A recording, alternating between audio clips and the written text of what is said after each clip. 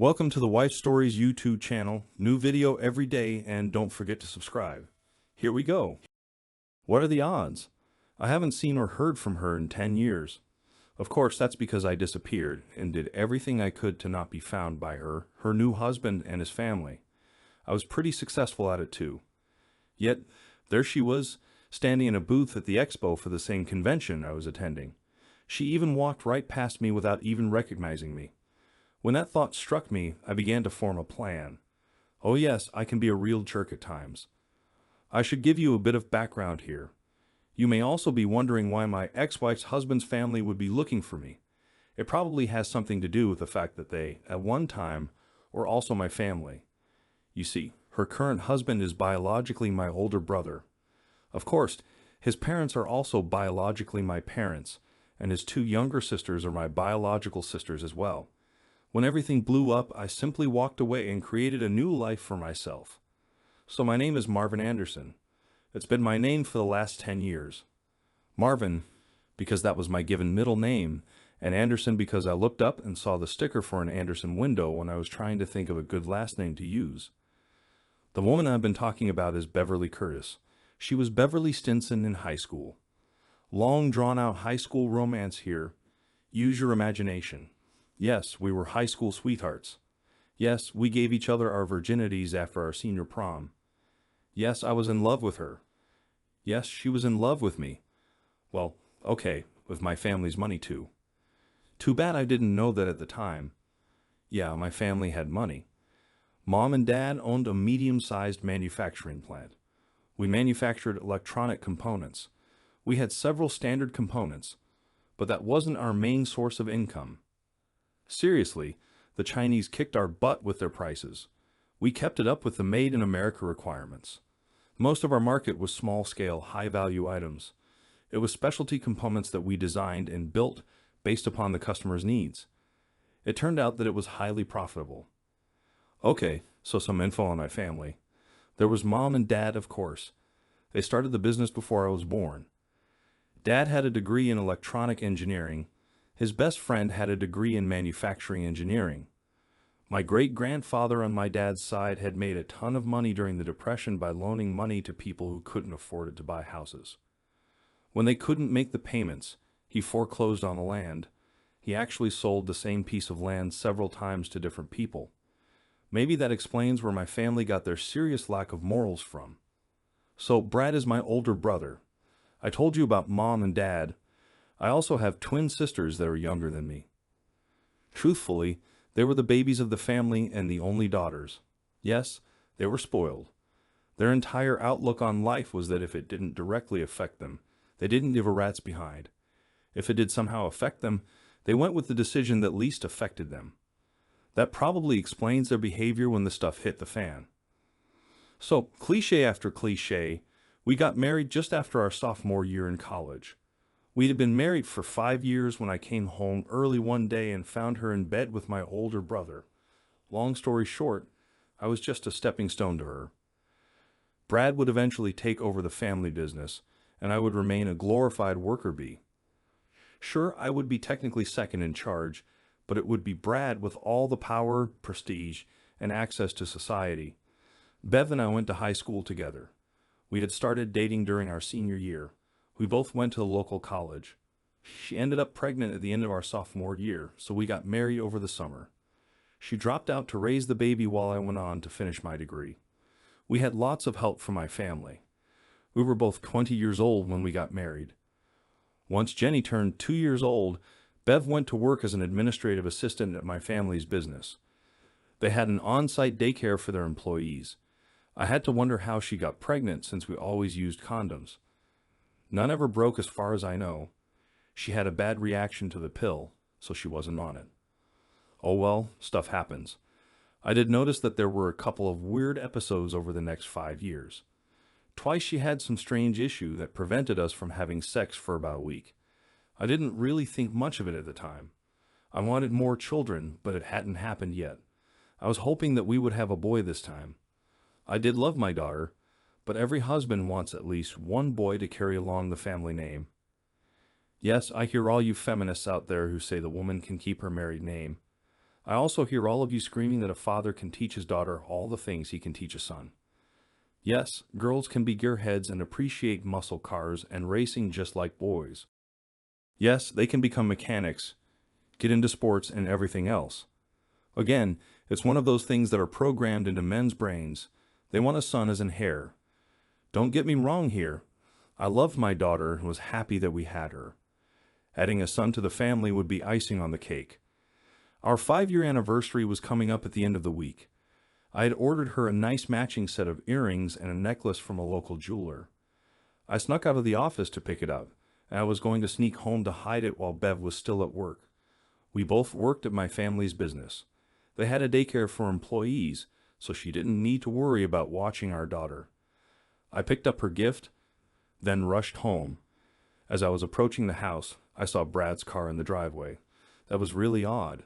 He was supposed to still be at work, and he had no business being at my house at this time of day. I got a bad feeling about this. I parked on the street 2 houses down and walked to the house.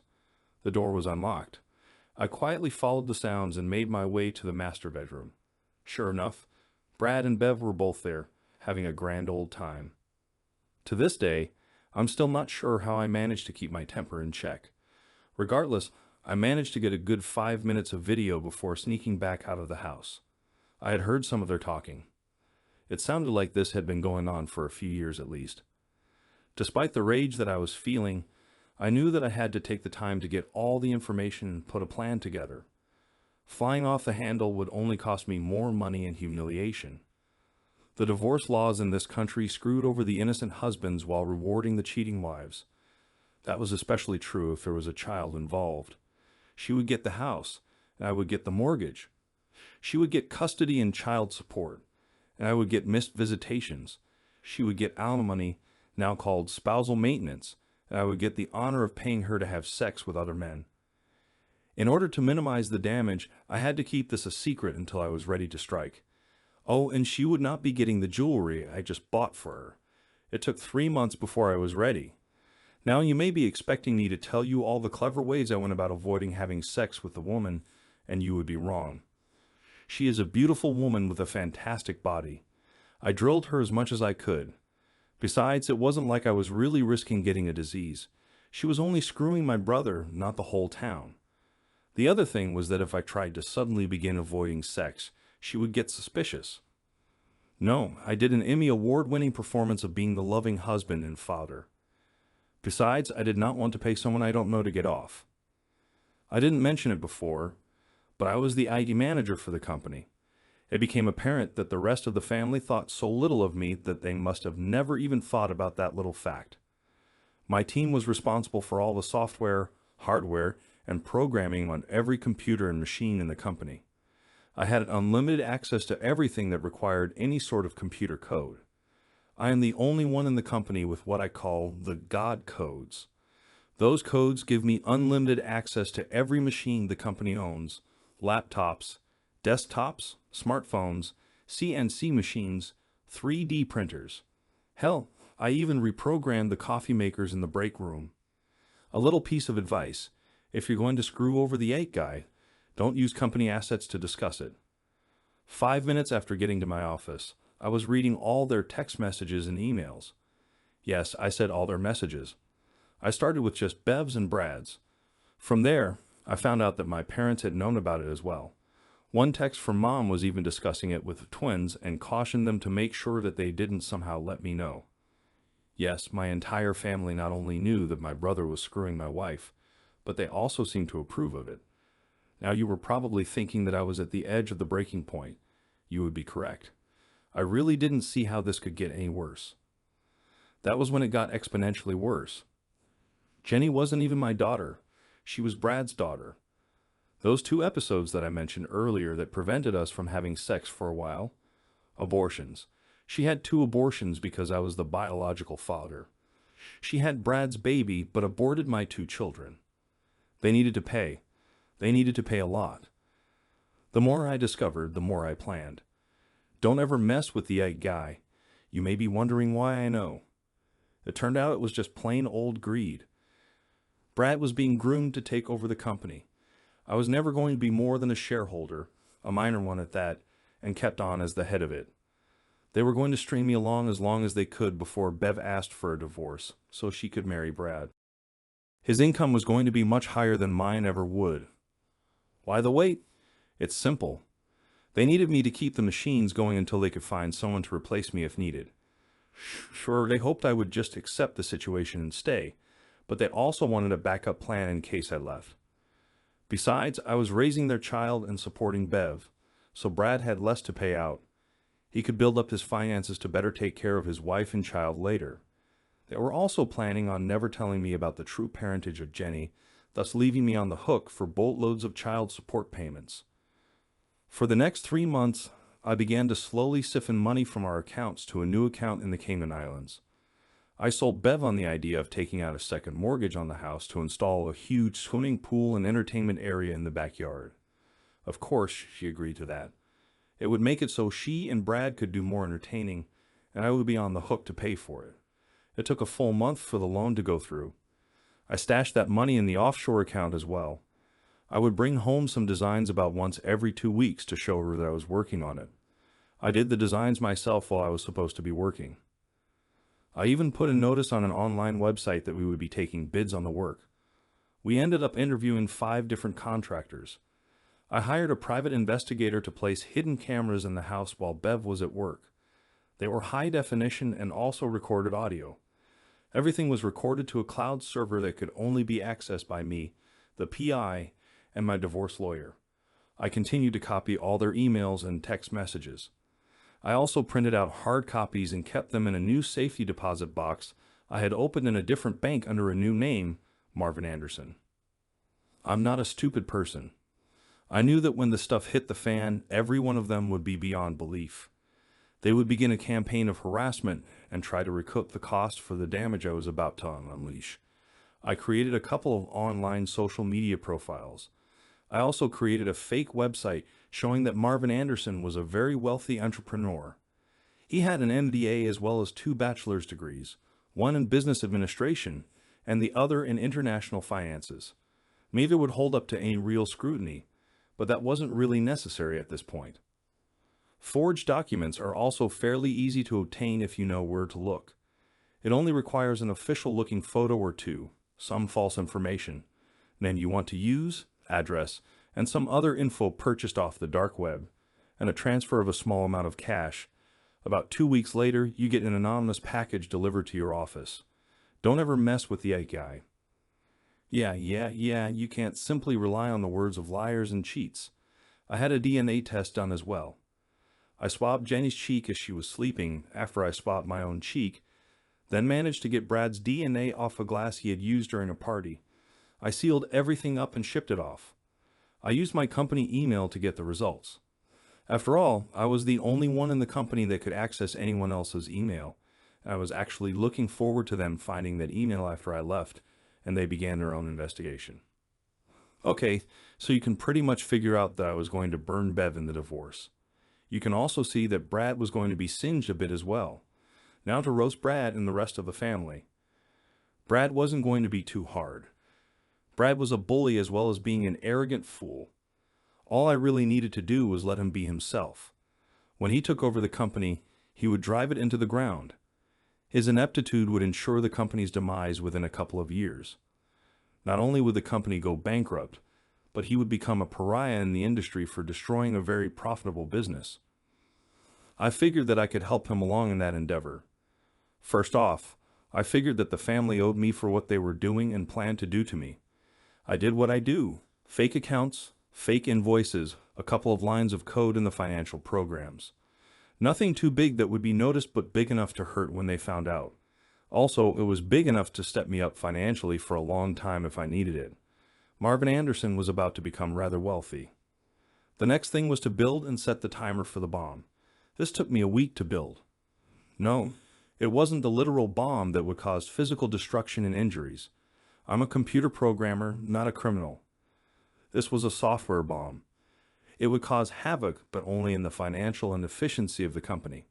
It was set to go off with a specified set of circumstances. I could either set it off by command, or it would go off when certain pre-programmed events took place. It would cause every computer and smartphone in the entire company to simultaneously crash.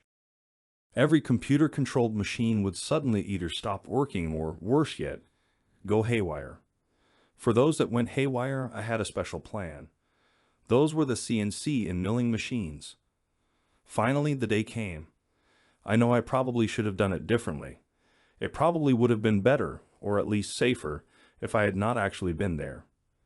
Me being there gave them the chance to physically confront me. That was a downside. It meant that they could possibly hold me there and physically threaten me. Yes, that was kind of foolish on my part. Still, a train wreck is fascinating. There is a reason people cannot look away when they see one about to happen. It is almost unheard of to get enough advance warning of one so you can plan on being there and watching it. I simply couldn't resist. Also, I did have a plan to distract them long enough to make my escape if need be. It wasn't needed. I was in the main lobby of the offices when I saw her walk in. She was mid-20s and dressed professionally.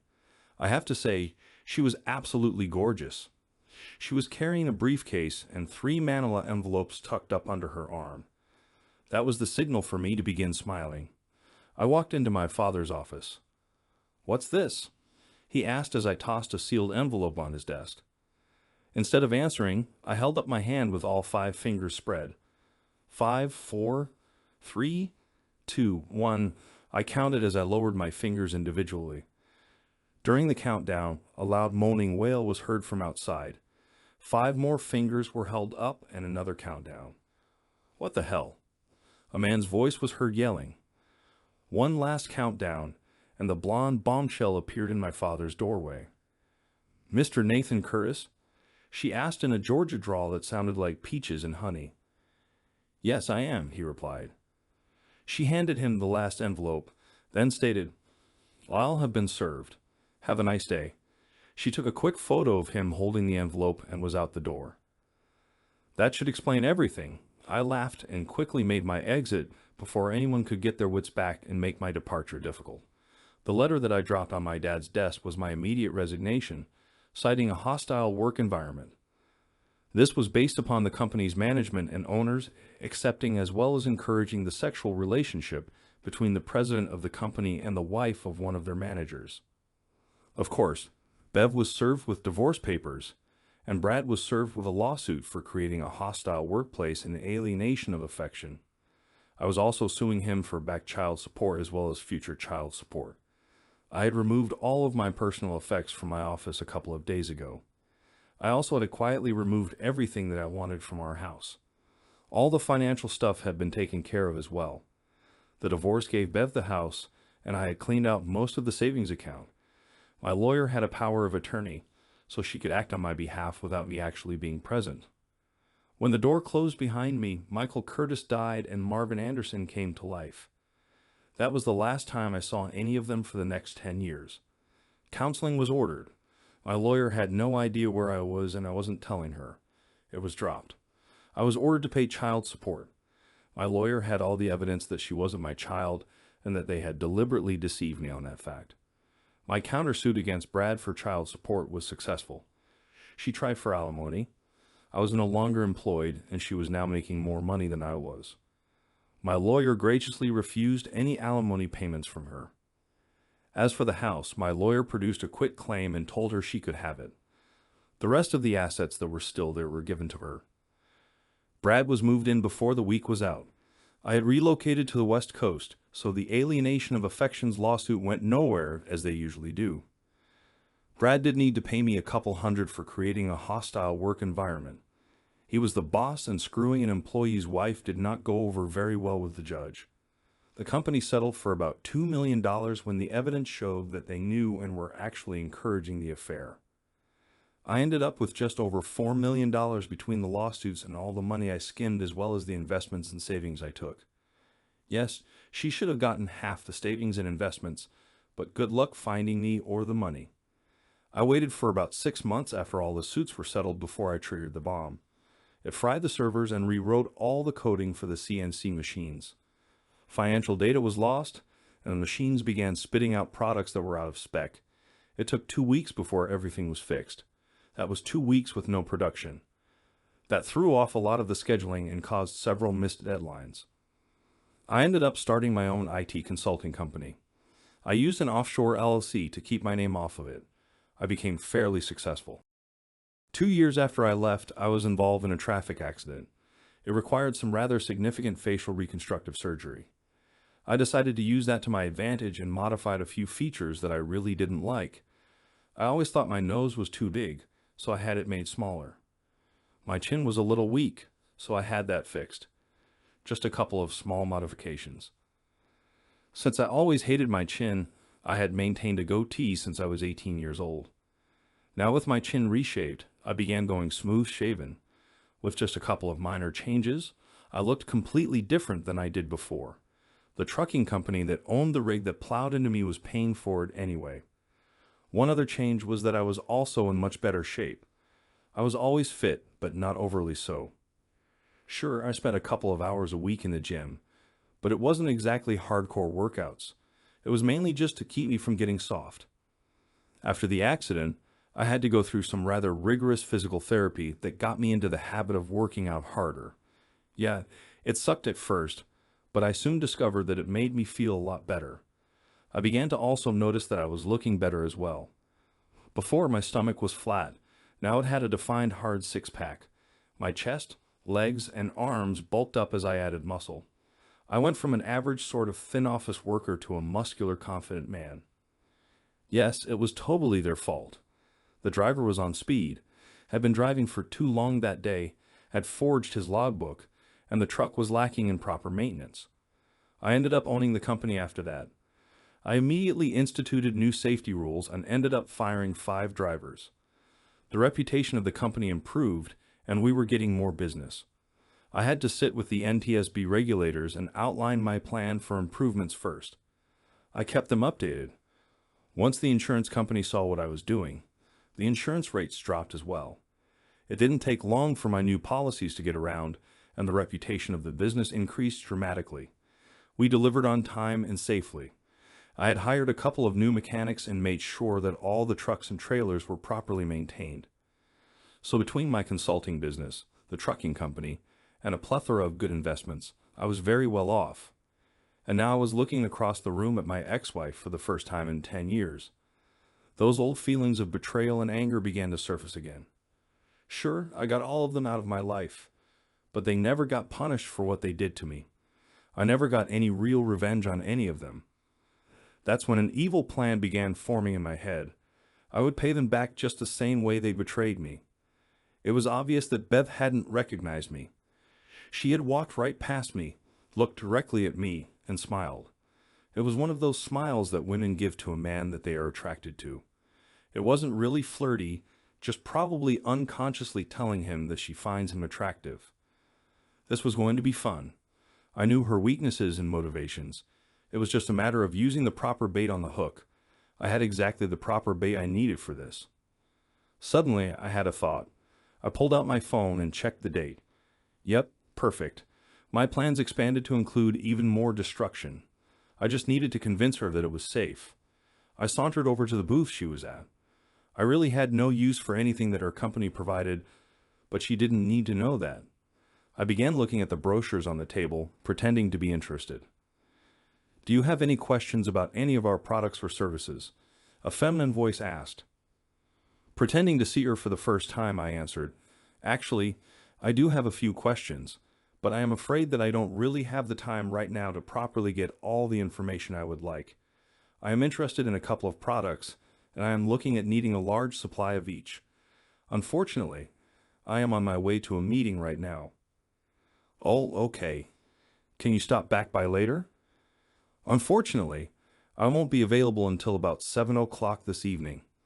I believe that's when the expo closes tonight. Tell you what, here's my card.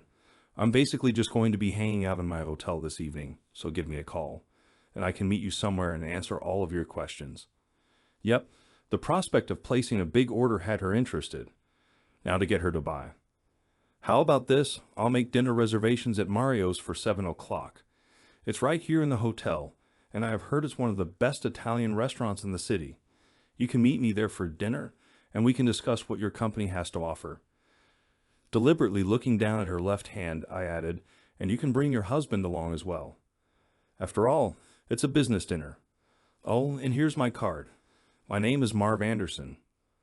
I own Mac Industries LLC. I have a few different businesses that could use some of your products." Her smile got bigger. She probably didn't know anything about me personally, but she was very well aware of Mac Industries LLC.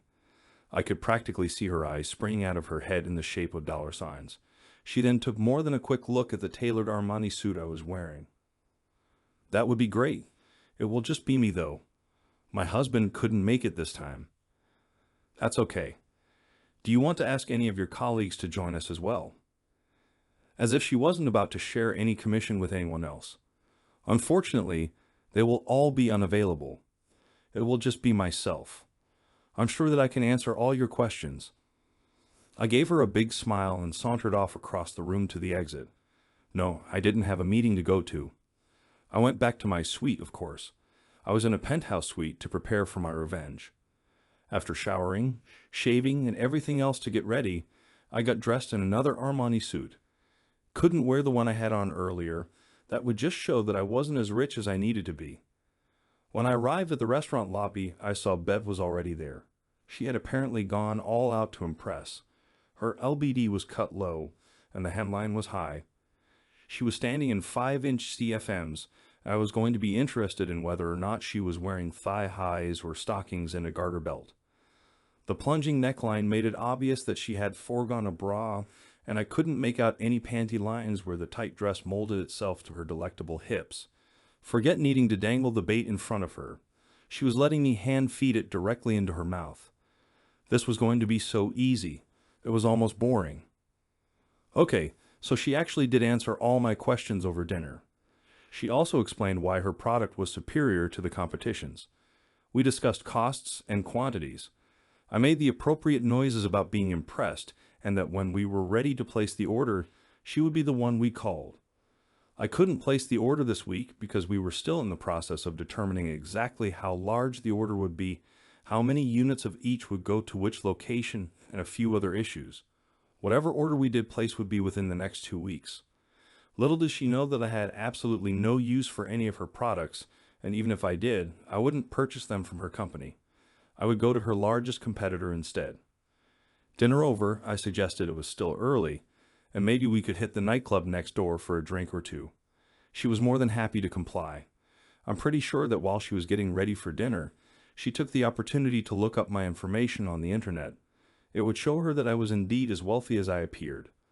The way she held my arm and molded herself to me as we danced, I couldn't help but wonder if she were thinking of trading up again. After a couple of drinks and several dances, we were up in my suite. No, she wasn't drunk. She knew exactly what she was doing. She was the one who suggested it. Yeah, I could see the dollar signs shining in her eyes. Oh, and I had discovered as we were sitting in the club that she was indeed not wearing panties. Instead of even the slightest protest as I had slid my hand up her thigh, she just smiled and spread her legs wider in invitation. "I'm not on the pill," she huffed as I was kissing and nibbling on her neck and earlobe. "Don't worry. I've been snipped. Allergic to latex, so I can't use condoms," I replied. "I would love it," she smiled. She probably should have thought a bit more about it, but I was doing everything I could to distract her. We went 3 rounds that night. The next day, she moved all her things into my suite. We had sex every night. "So, is there a Mrs. Anderson, fiancée or girlfriend?" she asked on the last morning of the conference. I was wondering if she would eventually ask about that. It was blatantly obvious that my left hand was unadorned. Now maybe I could have a bit more fun with this. No, I was married for a couple of years, but we split up. We just drifted apart. We were too young when we got married, and we ended up divorced. I haven't found anyone else yet, but I keep looking. I'm thinking that it's time I settled down now. Well, I would definitely like to see you again. I find myself becoming quite attracted to you. It's not just that you are a fantastic lover, but I also enjoy our conversations and just being with you. What about your husband? You being married might cause some issues if we were to begin dating full-time. We're really no more than roommates right now. We don't even sleep in the same room. I can't even tell you the last time we had sex. Before I can start putting any real effort into a relationship, I need to deal with several business issues. I'm going to be doing a lot of traveling for the next few months. I'll get a hold of you when I'm through if you're still available. After 2 more rounds of sex, we cleaned up, packed up, and checked out of the hotel. She went her way and I went mine with the promise of keeping in touch. I ripped up her business card and tossed it in the trash as I was getting ready to board the airplane. The next Monday, I contacted a security firm that I kept on retainer. They were to keep a close eye on Bev and my former family for at least the next few months. Contrary to what she had told me, she and her husband were far from simply roommates. The security firm managed to place hidden cameras and microphones inside the house. They averaged having sex 3 to 4 times a week. Yeah, it was illegal as heck, but the security company was really good at getting information. I didn't care about most of the crap they did, but I was needing some specific information. One thing I found out was that, surprisingly, Brad was completely faithful to Bev. At least he was now. Can't say for sure about the previous 10 years. He was also wanting another kid, preferably a boy. I also found out that they had a ritual for the night before either one of them had to travel. They each tried to wear the other one out with sex. That made me smile. It was 2 months later when I got the last piece of news that I was hoping for. I watched the camera feeds as she was setting up the living room for when Brad got home from work. I watched the reveal. When Brad stepped through the door, "Congratulations, Daddy. You managed to knock me up again." He was stunned, then overjoyed. "How far along are you?" he asked. "About 2 months. You must have done it either the night before I had to leave for that week-long conference in Las Vegas, or it was the night I got back." Apparently, she still believed that I was shooting blanks. She'd call and leave a message, tearfully telling me that she and her husband had reconciled. She wouldn't be able to run off with me now. That gave me a good chuckle. After that, I had the security company remove all the cameras and stop watching them. I could get the rest of the information on my own. I set a reminder on my Outlook calendar for a couple of months down the line. It was just about dead on 9 months after the conference. I was checking the birth announcements in my hometown. There was a picture of Bev holding a newborn baby boy with a smiling Brad looking over her shoulder. I had completed the changeover in management of all my companies, and I was now looking at the picture over the internet from my villa in Costa Rica. No, I wasn't going to stay holed up here forever. It was just one of the places around the world that I owned. Besides, I was no longer Marvin Anderson. Good luck finding him. Besides, he wouldn't matter anymore. They would soon figure out that was just an alias anyway. Time to finish my revenge. I switched over to a new Gmail account I had set up just for this. Now let's quickly see the story from the eyes of Beverly Curtis. It was 2 weeks since little Marvin was born. I'm still not completely sure how I managed to convince Brad to name him that. No, I was under no illusions that Marv was actually the father. Marv had a vasectomy and was shooting blanks. He even showed me the medical report he had done. Brad had managed to knock me up the night before I flew to the conference or the night I got back home. I simply wanted to name him Marvin to secretly remind me of the fantastic week I had. My husband was ecstatic that we finally had a son. At first, he's been acting a bit weird since a couple of days after the birth. I'm not sure what's going on, but something just isn't right. I had just put the baby down for a nap. Jenny was in her room, probably texting with her friends. I was just about to start making dinner when the front door suddenly slammed open. "You cheating witch!" Brad yelled at me. "How many times have you cheated on me?" I was shocked.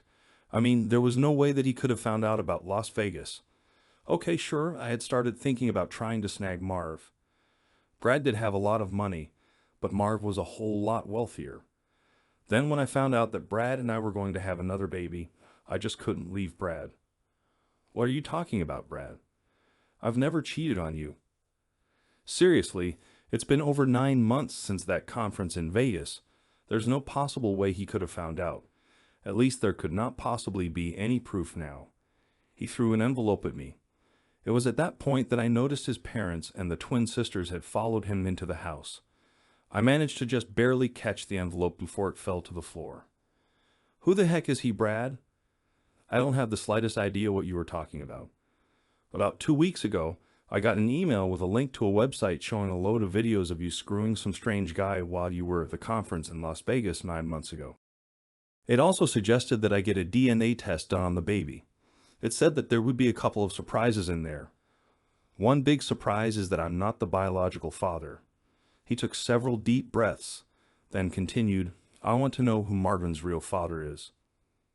I was shocked. Brad is his real father. That's when I opened the envelope. It was the result of a DNA test. It said that Brad was not the father. Well, actually, it said that there was only about a 40% chance that he was the father. Marvin carried some of the DNA Brad carried, but there was some other DNA that neither of us possessed. Look, Brad, it shows that you and Marvin carry the same DNA. No, it says that he carries only some of the same DNA. At best, it says that I would be in. He stopped speaking and got a really strange look on his face. Oh my God, Michael. That scream came from my mother-in-law. No, it couldn't be. Sure, there might have been a very slight resemblance, but Marv couldn't be Michael. DNA doesn't lie. Brad was definitely not the father, but he was a close relative of the real father. There were no other male relatives except Brad's father close enough to be a match, and I had definitely not had sex with my father-in-law. Marv was the only other man I'd slept with, and I realized that week was my fertile time. I was absolutely shocked. Suddenly I began thinking, Michael was a genius with computers. How hard would it have been for him to fake a medical document like that? Then I remembered those 2 abortions where I took care of the 2 times that I had accidentally gotten pregnant by Michael. I had purposely avoided having any children from him. Now, in the irony of all ironies, I just had his son. I had cheated on Michael with his brother. I had now accidentally cheated on Brad with Michael. He knew. He knew, and he did it on purpose. I screamed out. What are you talking about? Nathan asked. I didn't recognize him. He looked completely different than he did 10 years ago. I'm sure he recognized me, though. He knew all the right buttons to push. He knew exactly what he was doing. He seduced me. He told me that he had a vasectomy. He even showed me a medical report. My cycle is as regular as clockwork. He must have remembered that I would be at my peak fertility that week. Oh my God, he must have remembered that I had those 2 abortions and purposely avoided having his children. Well, screw him. He sued me for Jenny's child support, so now I'm going to sue him for his own child support. Much as Michael Curtis had disappeared before, Marvin Anderson no longer existed. Brad's attempted child support suit went exactly nowhere. You can't sue someone that doesn't exist. Brad and Bev ended up staying together. He would be on the hook for child support for both Jenny and Marvin until they graduated from college. He would also have to pay child support, spousal support, the mortgage on the house, and at least half of all their assets. It was cheaper to keep her.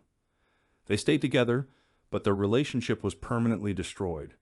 Now they were living in a loveless marriage and simply became roommates with benefits. They still had sex occasionally, but it was just sex. There was no more making love. Now it was simply 2 people relieving their urges. They sold the house and quietly split up as soon as Marvin left for college. Don't worry about little Marvin. Sure, he was not the offspring of the favored brother, but he was still a cute, happy baby. His grandparents still spoiled him, and his mother still had her maternal instincts. The decision was made to never let anyone know about his true parentage. Besides, Brad always did want a son. They never did have any more children. As for me, I did end up getting married again. We have 3 children, 1 boy and 2 girls. I dote on them constantly.